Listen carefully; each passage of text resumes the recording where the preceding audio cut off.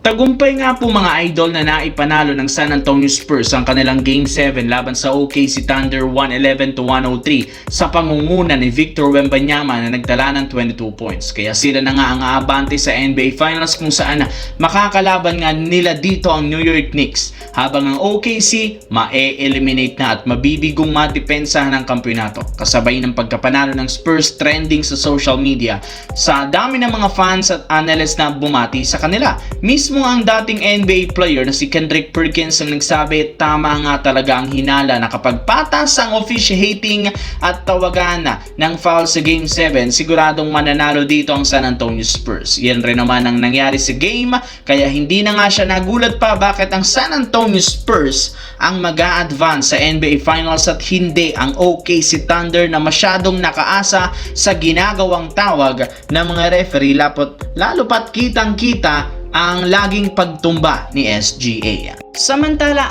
ready na ang matchup ng NBA Finals kung saan maglalaban nga dito ang San Antonio Spurs at ang New York Knicks sa isang 7-game series. Napakagandang storyline since ito ang rematch ng 2026 NBA Finals at ang 1999 NBA Finals. Bago pa magsimula ang laban, may ilang mga analyst ang nagbigay prediction kung sino ang magkakampyon. Bukod sa kanila, may ilang NBA player ang nagbigay opinyon sa magiging NBA Finals kagaya ni LeBron James na pinili ang San Antonio Spurs na siyang makakakuha ng titulo ngayong taon. Ayon dito, naniniwala siya matapos talunin ng Spurs ang defending champ na OKC Thunder, meron nga silang napakalaking momentum ngayon na hawak para talunin ang New York Knicks. Hawak rin naman nila ang home court advantage sa serye plus sa tingin niya mas talentado ang lineup ng Spurs kumpara sa Knicks. Sa kasiguraduhan nga pong maaaring ma-outplayed ang Knicks ng Spurs gamit ang experience ng kanilang mga malalaro kalaban ng OKC Thunder.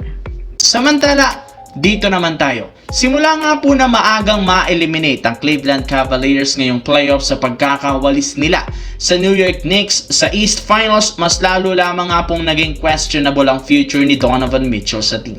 Para nga sa mga hindi nakakaalam, meron na lamang nga itong 1 taon sa kanyang kontrata dahil posible man na maging isang free agent kapag hindi nito kinuha ang kanyang player option sa darating na 2027-2028 NBA season. Sa madaling salita, kailangan nga nitong magdesisyon kung mananatili pa siya sa Cavaliers o lilipat na ng ibang team. Pero ayon sa naging pahayag ni Mitchell sa interview, kung siya nga daw ang tatanungin, 100% pa rin nga siyang sigurado na gusto niyang manatili sa Cavaliers sa mga susunod na taon. Ayaw pa rin naman niya ditong umalis sa kabila ng pagkakadismayang pagkaka-eliminate sa playoffs ngayong taon. Malaki pa rin naman ang kanyang tiwala sa team na kakayanin pa nilang mag-compete sa mga susunod na taon. Sa madaling salita, inaasahang pipirma si Donovan Mitchell ng bagong kontrata sa Cleveland Cavaliers.